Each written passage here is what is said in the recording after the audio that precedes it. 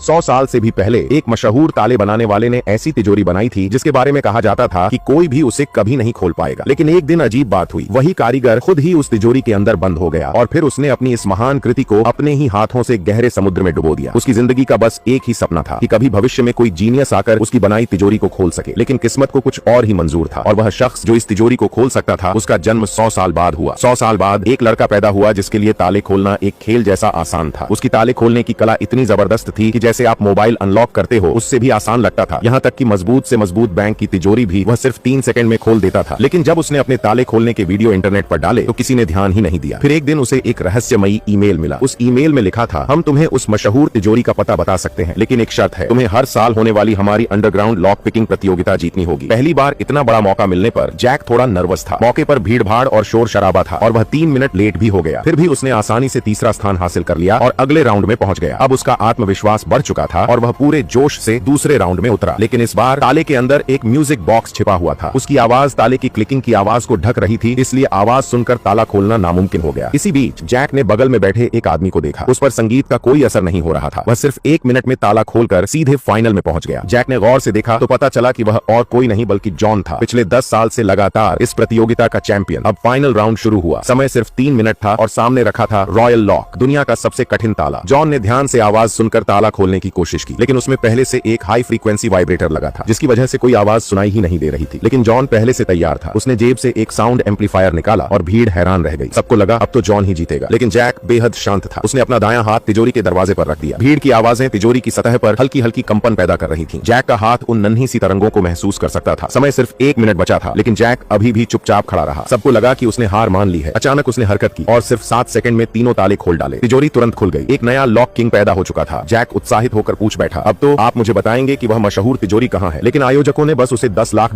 का इनाम दिया और वहां से रवाना कर दिया। लेकिन अगले ही दिन उसके सामने एक रहस्यमयी औरत आ खड़ी हुई। अगर पार्ट 2 चाहिए तो लाइक और कमेंट करें।